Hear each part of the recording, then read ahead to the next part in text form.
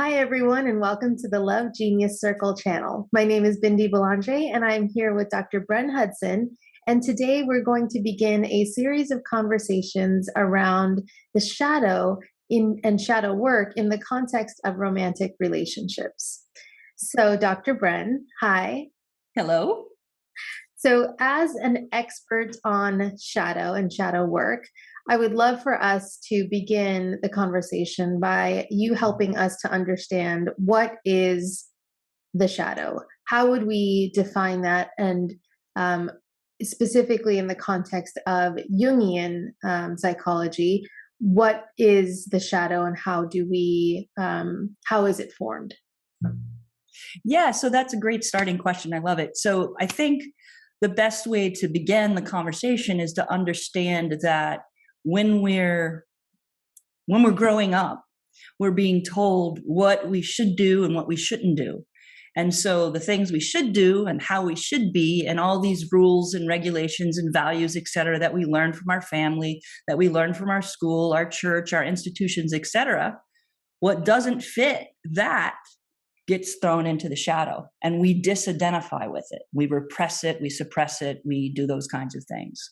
And so we live a lot of our lives from these one-sided places until we start to do what you're calling shadow work. That's so interesting that it's almost as if as children we don't consciously think about what we're putting out into the world. We just are. And then, as you said, our family, friends, society says that's good and that's not good.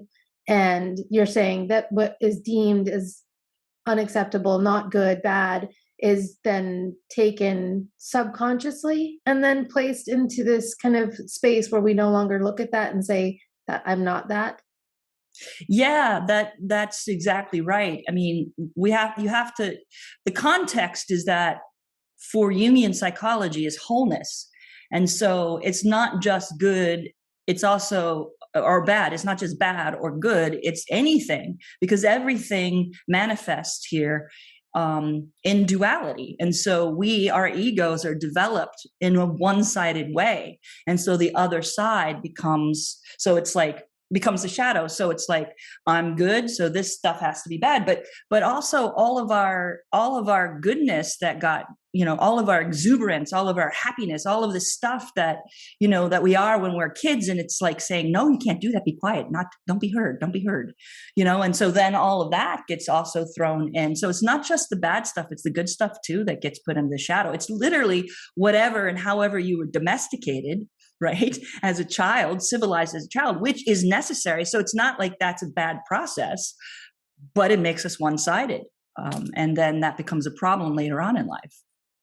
So if I could use an example just to illustrate, to help understand how you're describing shadow. So let's say there was a child who was extremely talkative, very, loquacious, always talking, not really taking into account, what was happening around them. Maybe they were at a quiet dinner, or maybe their younger sibling was trying to fall asleep and they're just talking, and the parents are like, you need to stop talking. This is quiet time. Is it then that the child takes that, oh, being talkative is not okay, and so I'm being conditioned to kind of not be so talkative, or sharing all my thoughts all the time, and so I'm going to put that aside, and then this feeling that like talking too much is a bad thing. Is that a good example? Yeah.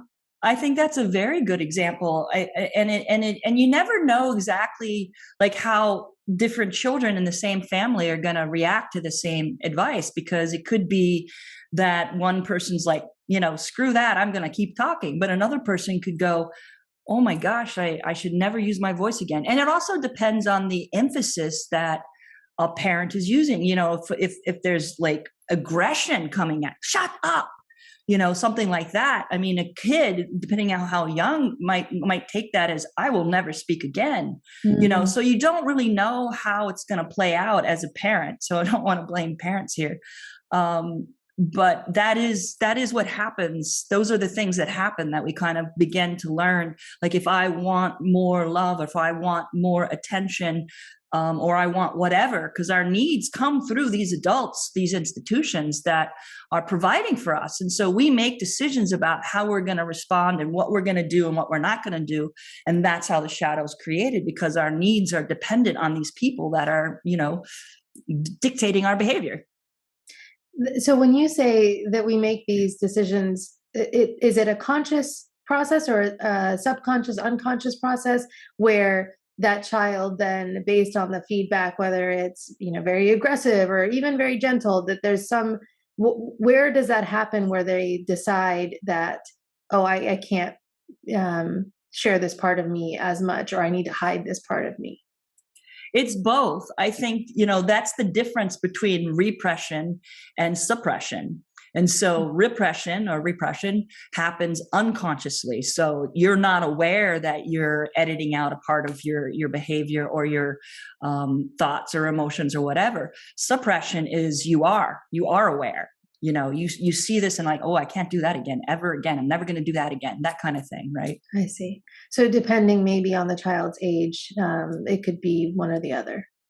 Or age and or how, I guess these go together, how conscious a child is, basically. Yeah. Right. Okay. That makes sense. And so then if as a child growing up, whether it's very aggressive conditioning happening from the parents or school or society, or if it's very subtle, all children come out of childhood with shadows or a shadow self. There's nobody except for maybe vampires that don't have shadows.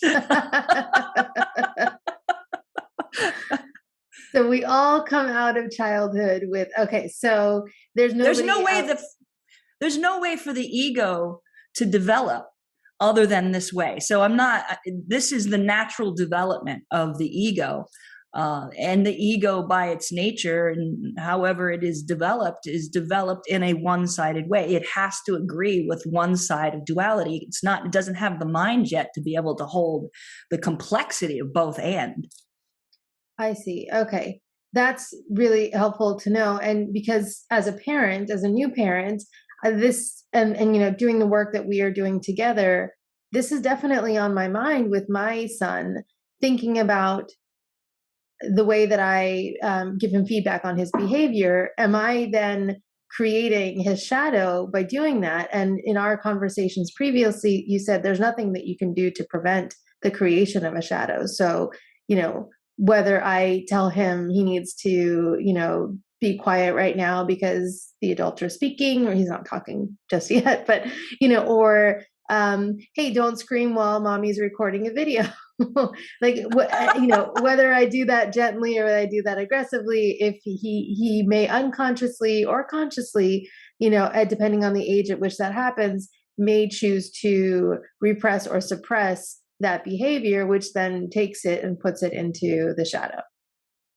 That's correct. Okay, great. Now, is there anything more that you want to add about the shadow? Yes. So what we were talking about in a lot of ways was in childhood, how traits are pushed into the shadow, various behaviors, various parts of ourselves, etc. But there's another piece of the shadow that's relevant to everybody. But when we start talking about couples, there's a piece of the shadow that's in the shadow that's very important, and that's the mirroring, if you will, of parental relational dynamics. And that gets way more complicated. So it's not necessarily a trait. It's a whole way in which a relationship unfolds. And you see this all the time. Like, I married my mother, I married my father, I married my sister, my brother, whatever. And that's a lot more complicated. And I wanted to just kind of put that out there. So given that shadows are such a huge part of our self, our ego, it's a whole half, right? In a way. And we do see it in our romantic relationships, which you just mentioned. How do you recognize it when it shows up? Yeah, so there's many ways to recognize it when it shows up, and the most probably the easiest way to recognize it is in your projections. And I say that, and I kind of go, well, most people don't know they're projecting. So I kind of have to explain this a little bit. When we're in a romantic relationship, especially in the beginning, the whole thing is a projection, right? We don't really know that person, and we get really excited, we get enthralled, and we're falling in love, et cetera, et cetera. But all that is your own unconscious kind of projecting, there's my lover. And so you end up falling in love with a projection, right? And so a lot of what has to be done is pulling that back and pulling that back and pulling that back. And then what ends up happening usually is then you then see the real person, you're like, oh wow, that's not the same as my projection. And then the real relationship can begin. So I want to focus on that for a little bit, just to get a good example so people can understand what you're saying. So if I was single and I was on the hunt for my soulmate, for the one, and we'll take my husband as the example, right? So when you meet my husband, you see someone that's tall and good looking, he's very smart, he's athletic. And so when I see those qualities in him and I think, oh, there's somebody that's a potential, partner, when I see those qualities, when I feel that attraction towards him, are you saying that that's me projecting a portion of myself out onto him, even though objectively speaking, I would assume other people see those qualities in him as well? Yeah, but they're not falling in love with him. Okay, so then what am I falling in love with? So you're saying I've projected this image or this idea of a person and that matches what I see externally, and then I fill in all these gaps, right? Like because you're right, when you first meet someone, you don't know anything about them, but like we make a lot of assumptions, right? That, oh, well, if he has this job, he must be ambitious. He must be, really intelligent in these ways. And he seems very sweet, right? So then you're saying all of that the kind of the gaps that we don't know right off the bat, we kind of make assumptions around, that's our projection onto them. Yes, I am saying that. And I'm saying something else also, something that's a little bit even deeper than that, in the sense that, again, from Jungian psychology, everything is about the whole work of individuation of the soul journey in Jung's work is to return to wholeness, right? Return to self, return to God, return to source, whatever. And so part of that journey is not only reconciling the shadow, which is parts of our personality that we talked about earlier that are repressed or suppressed into the unconscious, but also the other half of us as far as gender goes, right? And so as I'm a female, then actually I'm a lesbian female, so my unconscious is feminine. But so what I would say is that then gets projected out, and so and then I get to know that part of me that is my beloved, basically, is my own internal beloved, that then gets projected onto a lover or partner. So if I'm attracted to my husband's confidence, you're saying that that's my projection of my own confidence, which has been suppressed or repressed, that I am trying to make whole back in myself again.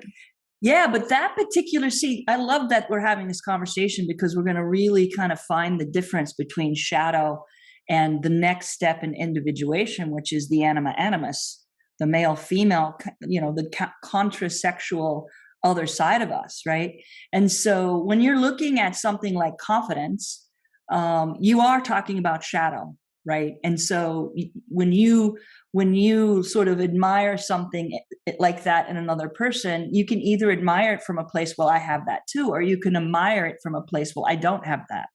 Mm. right? So both of those could be, but that's more shadow because it's about you, right? When we're talking about the next deeper level, which is the anima stuff, we're now talking about soul. We're not talking about personality. We're not talking about the ego. We're not talking about completing the ego or even the sense of self there. We're talking about activating your soul, right? So ego and soul are different entities.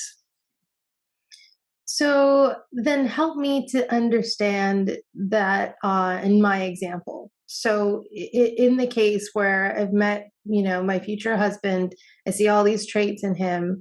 What part of the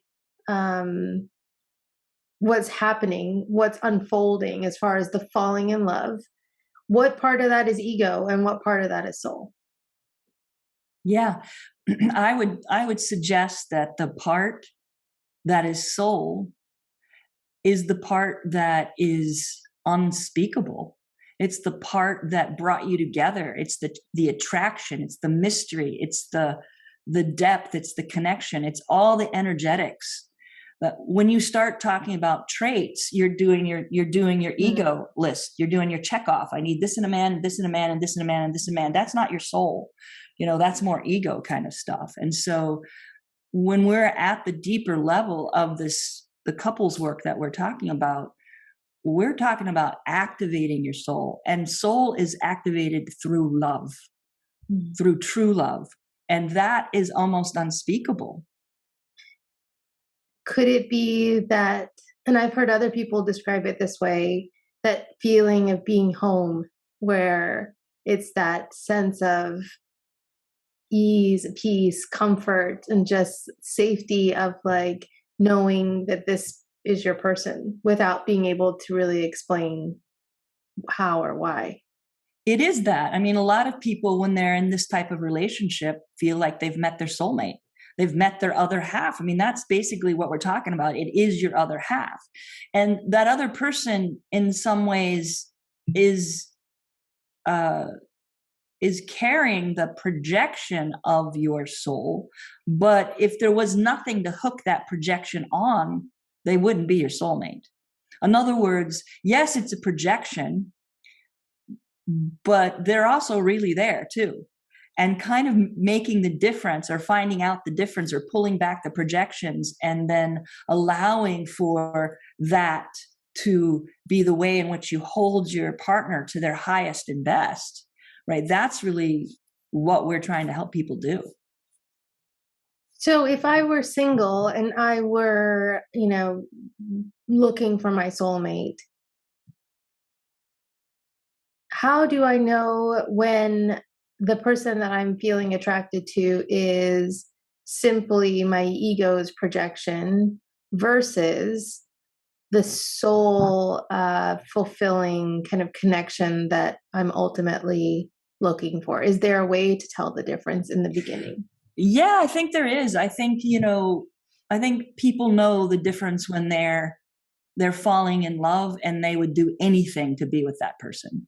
Like they'd risk, I mean, there's a song, I wish I could remember the name of the song. We'll have to come back to this song where the guy is talking about, I'd swim every ocean, I'd climb every mountain. You know the song. It's I love that song. That's the song that tells you you're in love. Got it. Okay.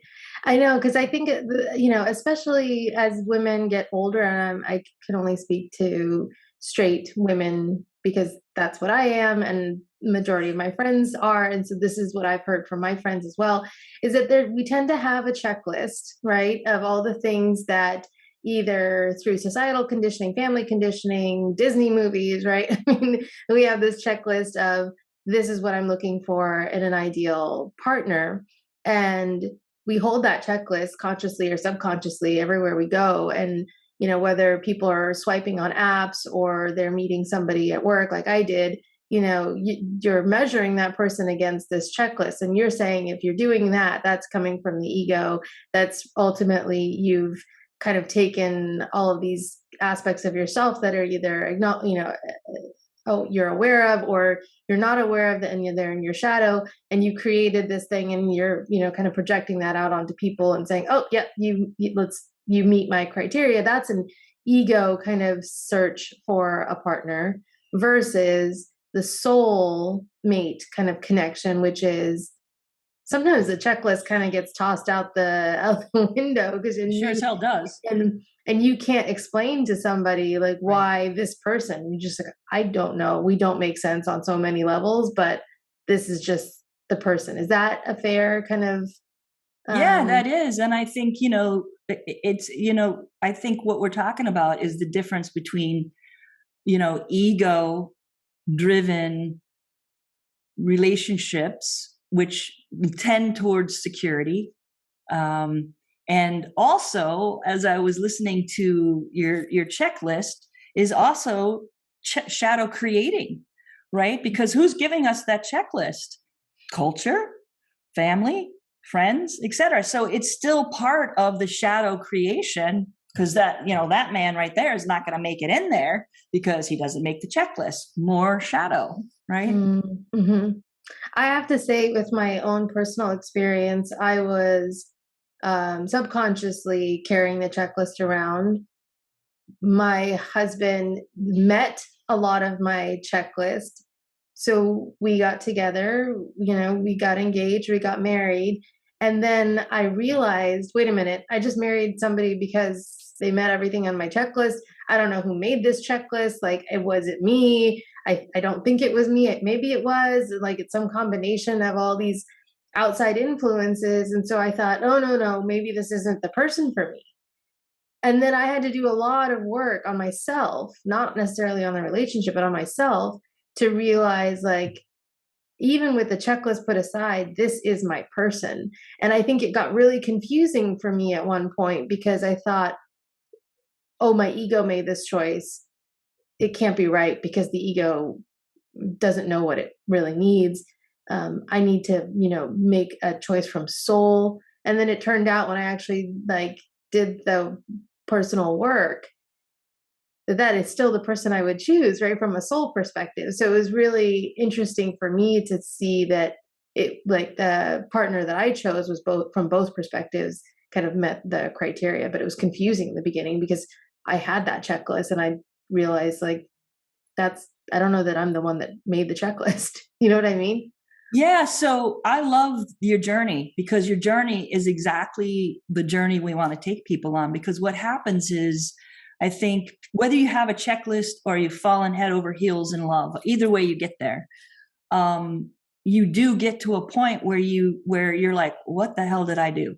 Right? And that's when there's a mismatch between whoever you think you're in relationship with, i.e. your projections, and that real person, right? So much of our checklist stuff is dehumanizing. You're basically treating this person as an object to play out in your game, right? Instead of really getting to know them, which takes time. And when you talk about, oh, I did work on myself, not the relationship. No, that is the work for relationship.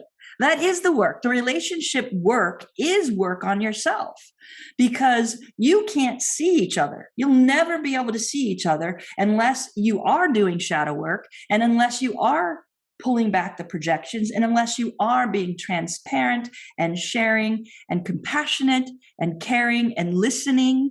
That is the work on relationship, is on yourself.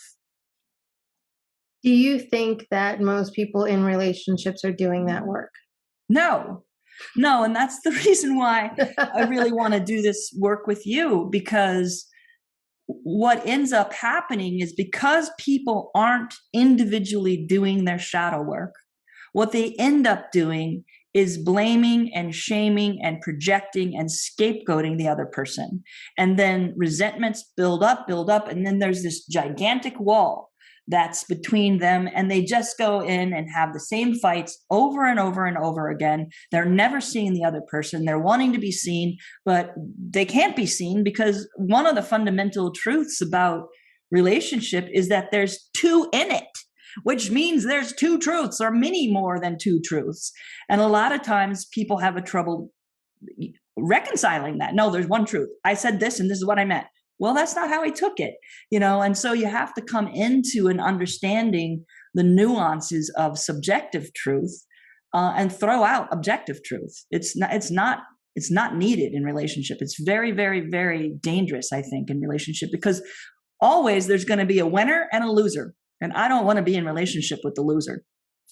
I definitely think that going into subjective truth and the both and is a much deeper conversation. I would love to have a dedicated video on that. What you mentioned, though, just before saying that was that one or both partners feel unseen, and that is kind of the result of this shadow work not being done. Can you talk a little bit more about that? So if I'm in relationship with someone and I feel like they just don't get me, they're not understanding where I'm coming from, I don't feel like I'm being seen for who I truly am, where's the shadow work to be done there? What would you say to somebody who says, my wife doesn't see me, my husband doesn't really know the real me? Like, what would you say to them? Yeah, I think what I would say is that I'm not sure that's their shadow work. I think that's their partner's shadow work, right? And it probably comes to what is the quality of the conversations that they're having? Are they dialogical? Are they listening? Are they taking time to kind of like go, what did you say? I didn't get that. I don't understand exactly what you're saying. I know you said that, but I'm not sure I'm understanding exactly what you mean by that, right? Most of the time when couples have their conversations, they're already in an argument, and they're polarized. And when they're polarized, you really only have two options: to continue to fight, to defend yourself, or to surrender. But actual seeing each other doesn't happen because two swords are out. So in the case where one partner is doing shadow work and the other one isn't, get out of that relationship. Really? Is it not possible for one person to do the shadow work and then kind of reconcile those things within and for themselves, recognizing that their partner's going to do what their partner's going to do? Yeah, so that's a very one-sided relationship, and it's problematic. Although I know that a lot of people are in relationships like that, but what often happens is that the person that's doing the shadow work is going to be scapegoated with all the problems in the relationship because they're doing shadow work, right? So they're basically saying, oh yeah, you're right, I did do that wrong. But if the other person is not also checking their behavior going, yeah, I screwed that up too, then what ends up happening is the person that's doing the shadow work going, yeah, you're right, I did that wrong. Oh, yep, I screwed that up too. Sorry about that, etc. And the other person's just kind of going bigger and bigger and bigger. You're right. Everything's wrong. You're wrong. You know what I mean? It kind of ends up like that. And so it's not fair really for one person to be doing this deeper work and the other person not doing the deeper work. You can do it, and you can do your own, and you can individuate your own soul, which is what we're trying to do in these kind of deeper soulful relationships anyway. But at some point it's just not going to be fun anymore. You're not going to feel the love from the other person. You're going to be carrying the burden. The conversations are going to be boring and not deep. And so at some point it's just not going to work. In your work as a therapist and coach, do you work with a lot of couples where both are doing their shadow work? Not very often.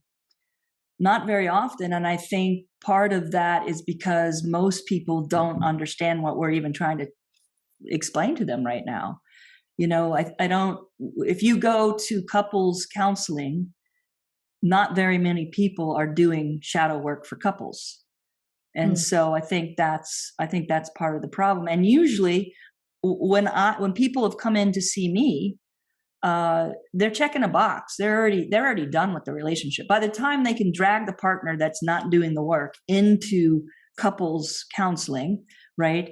they're just trying to check the box before they end the relationship. And that's been so frustrating for me, because I would love to work with people at the beginning when they really don't know how to run a relationship. I mean, where the hell did we learn how to be in relationship? Nowhere, except for our parents, who TV. didn't show us. Yeah, or TV, right? Which is completely wrong. Yes. Right. And so like anything else we learn, how to play an instrument or how to do our jobs or whatever, the thing that we want the most in the world is a good, loving relationship. We don't go anywhere to learn it. That's so what true. A travesty. It's a tragedy, really. That's so true. Wow. So in the case where you have a couple, one person is either already engaged in shadow work themselves or is beginning to do that work and wants to get their partner on board, is there a way to engage the partner? Is there, or is that something where you can't drag somebody and say, hey, you got to do this with me? Like they either come to it on their own or you're, out of luck. Yeah, I don't know. I mean, I think that I haven't seen too many people turn around in that way. The one that's not doing the work is kind of dedicated to not doing the work. So I think I think the question is what drives a person to even begin to do shadow work, right? Because and usually it's a crisis. Usually it's some part of their life failing, midlife crisis, right? Or an illness or a job that is dissatisfying or whatever. There's some kind of failure that wakes a person up individually, and it could be the relationship. But usually the relationship doesn't survive, and that's why we want to do this work. We want the relationship to be able to survive, like yours did, right? And so we don't think this through enough to understand that there are stages to the development of a relationship into something that we want. I mean, it feels like that in the beginning, but remember that beginning is a projection. Now you can get that, but there are several stages. Waking up to shadow work is one of them, right? On your way to having that really amazing, beautiful, loving, supportive relationship. It's so interesting that you talk about the stages, because you're right. I don't know what the stages of a relationship are, except for the one that everybody talks about, which is the honeymoon phase, which, after that's over, it's almost like there's the honeymoon phase and then there's old, boring married life. And there's not really people don't talk about anything in between really. And to know that there are phases that the relationship goes through and that you can kind of to have an understanding of what to expect or what you would be, what you need to tackle or work on in each phase, that would be incredible to have that in just somewhere, so that couples have a guide to kind of navigate with. Well, I use the old-fashioned team work. What do you call it? Stages. So when you're forming a team, they basically say you go through forming, storming, norming, and performing. These are the same 4 steps that couples go through, right? So then, forming is the honeymoon phase. Is that right? Well, actually, there's one step. So those 4 happen after the honeymoon. So I see. You have the honeymoon stage, and then you go into storming, which most couples never come out of, right? Or they go into norming, but they norm in a way where one loses and one wins, or they're not satisfied and they're keeping themselves to themselves and that kind of thing. And so that's the shadow work. That is where the shadow work needs to come in. And then once you're both kind of in this rhythm of doing, taking, not blaming, realizing that I'm emotionally charged. It's about me. I need to take something back. Let me see what it is in my own shadow that I need to reconcile, etc. And then you're both doing that. So you're both trying to like be responsible for yourself. And so if you have a need, if you have an emotion, etc., and you start screaming and getting all out of control, that's all about you. That's you in a complex or in a part projecting, and all of that needs to come back. All of that needs to be owned, and you need to be responsible for that. And the other side doing that, and then you start to form, because what this actually turns out to be is a relationship of support on your own self-development. Can we go through an example to illustrate what that process would look like? Can I share one of my own examples? Yeah, let's go for it. Yeah. For a while, I was constantly nagging at my husband to pick stuff up that he would leave around the house. And I think that this is a very, very common argument amongst couples for some reason, right? One person tends to leave their things out. They're either a little bit messier, or they just don't, they don't have the habit of putting things away. So I was picking on him, and I was pointing it out every single time. And I realized when we were doing our group work on the shadow, the group program, I realized that I'm actually pretty messy myself. But instead of focusing on my own mess, not a lot, right? I would just leave a coffee mug here, leave a sweatshirt there. But instead of picking up my own stuff, or instead of focusing on being better in that area of life myself, I would just attack my husband, right? And like, you need to put this stuff away. And like, I can't believe you're always leaving things here, always this, always that, just like harping on him. And he never pointed out the stuff that I left around. And when I realized, like, this is just my own shadow, like, and instead of owning that myself, I was projecting it onto him. I was getting upset with him. I was criticizing him about all, and I realized, like, I really have no leg to stand on. I need to focus on my own, like, and it's such a small thing, right?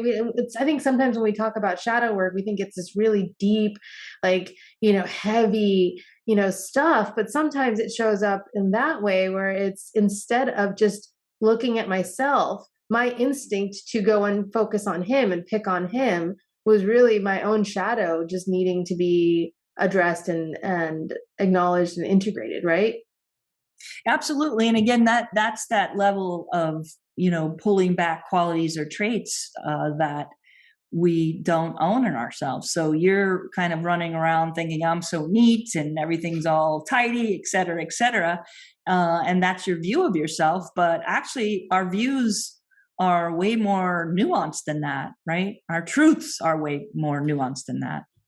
Totally. Because I value tidiness. I value like a very clean, clutter-free space. But in actuality, like, I definitely leave stuff lying around. I'm not perfect, right?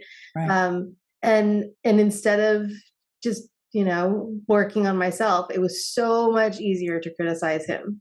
It was easier. It felt good, right? To be like, the problem is you. Like, if it weren't for you leaving your stuff around, this would be a very tidy home. And it was really hard to stop and look at myself and say, you know what, this isn't just him. This is me as well. And I stopped picking on him about it. And he when he realized, like, something had shifted, I told him I was doing my shadow work and that I recognized that this was something in myself that I needed to focus on. I said, I'm not going to mention anything that you leave out until I have been able to put away all of my things, which, it's really, I have a lot of work to do personally on that. And again, it's not like we're complete slobs. It's just like, but it's these little things. And I could name 100 other little things that show up in relationship that don't seem like a big deal. But when you take them and you don't own them and you focus on the other person, instead of realizing, hey, is this something of my own that I need to work? Am I really just annoyed with myself? And I think that's what it ultimately was. I was annoyed with myself for having this idea about myself. I'm a very tidy, person who likes really beautiful aesthetic, gorgeous home. And I wasn't behaving in that way. And instead of reconciling that within myself, it was easier to focus outside of myself. Yeah, and I think you hit on a few things. One is when there's when we use statements like always and never, kind of coming from your ego, probably your shadow, when you're feeling righteous, when you're feeling right, these are all indicators of you're probably in shadow material. When you're charged, definitely in shadow material. So these are all the ways in which you can understand and get at your shadow through projection or taking back a projection. You don't know it's a projection until you kind of stop and reflect like you did and go, oh dear, that's all about me. What I just did was all about me, this part of me that I'm not accepting, right? Yeah, when you say like if you're charged on a particular thing, that it's likely coming from your shadow, that makes so much sense because I can think of a few different times on totally unrelated things where I was unnecessarily upset over something.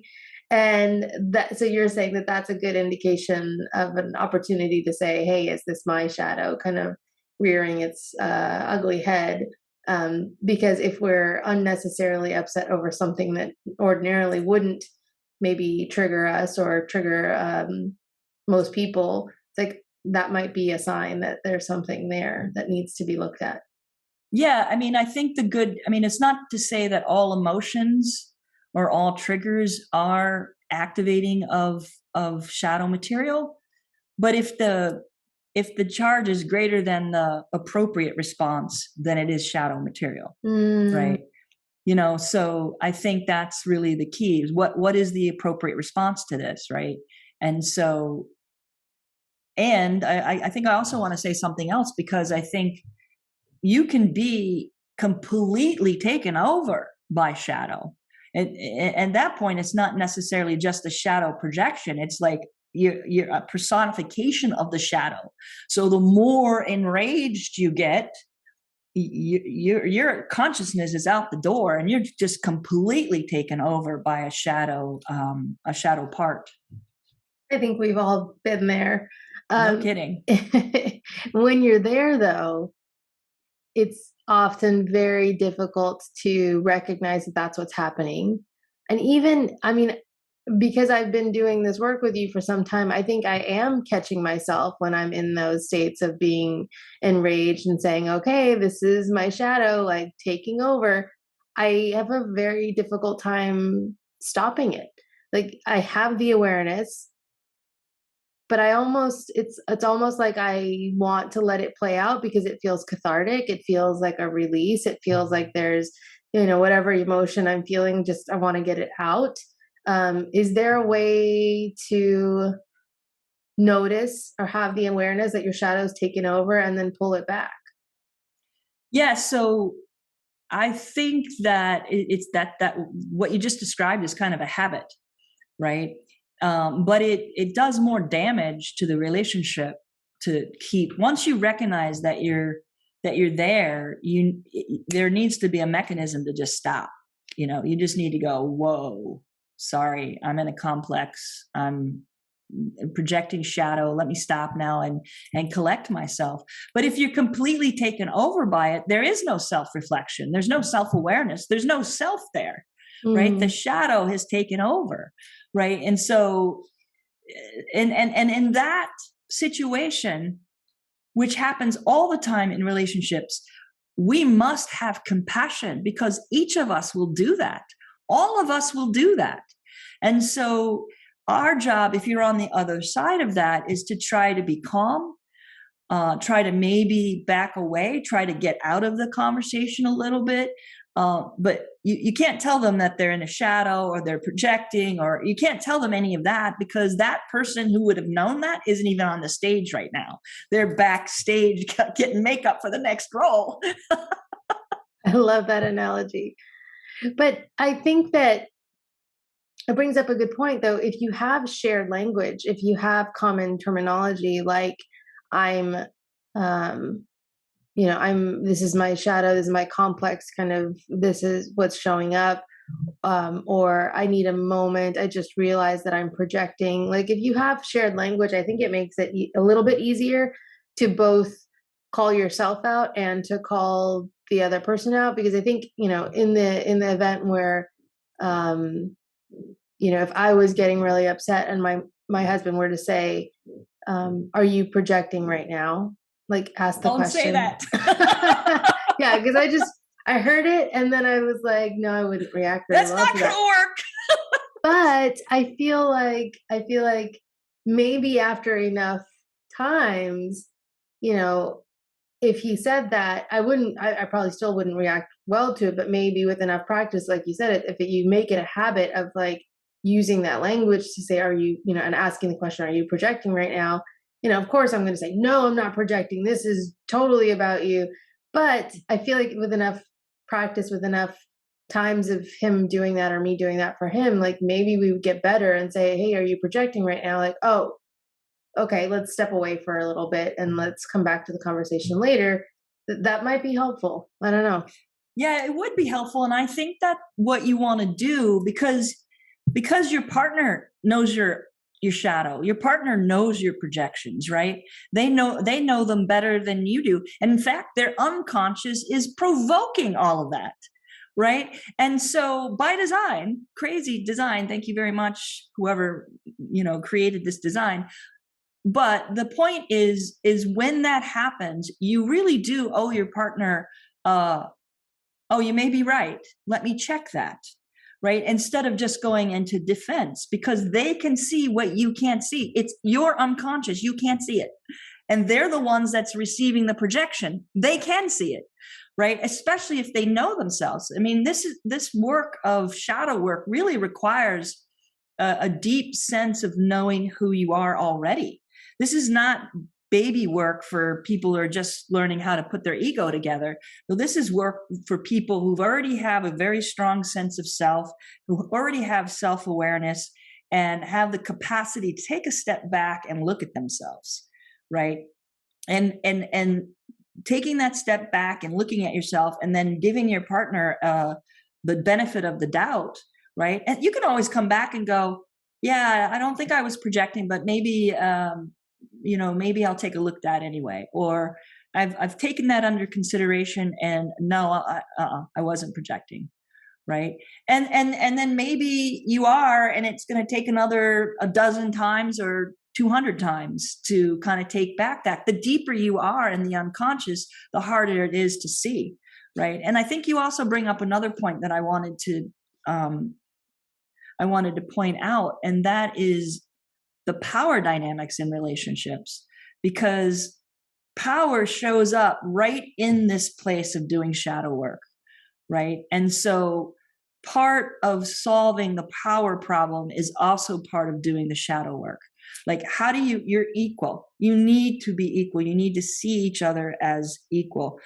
You're my beloved, I'm your beloved, and we're on this journey together. And so I'll hold space for your development, you hold space for my development, right? And that's kind of the way. That's not playing power. The ego wants to play power, right? I want to be superior. I want to be right. I want to, dominate or whatever.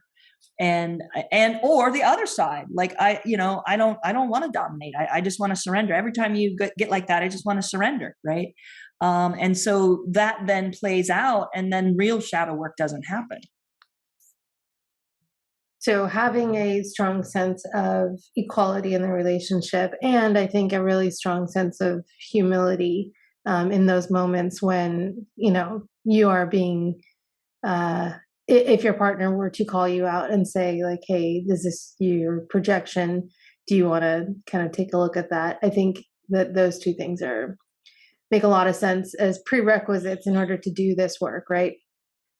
I also think you have to have a lot of patience for repetition, right? You have to have a lot of patience for your own repetition, because everything we do is in circles. We circle, we circle, we circle, we circle, we circle, we stay stuck. And then when you're doing shadow work, the whole point of shadow work is expanding the sense of self, allowing for more and more parts of the places where you've rejected yourself, you've exiled yourself, you've suppressed yourself or whatever. You're now allowing them to be part of this. That's really hard work, as you said earlier.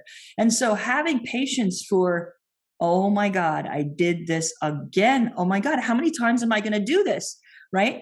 And then seeing your partner doing it over and over again, you just want to go, oh my God, but you have to have patience. You have to have humility. We are all in this together.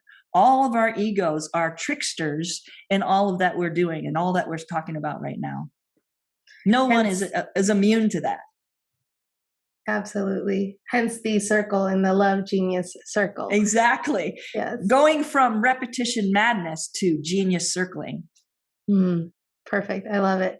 Well, this was a fantastic conversation on shadow work as part of a romantic relationship. I think there are so many different components of this dynamic that we can continue to explore, and we will in future videos. Thank you so much. This was extremely illuminating, and I hope it was helpful for anyone viewing the video. And we would love to invite you to continue working with us on this topic. We'll include information in the description below on how you can do that work with us. Thank you so much for joining. Thank you so much.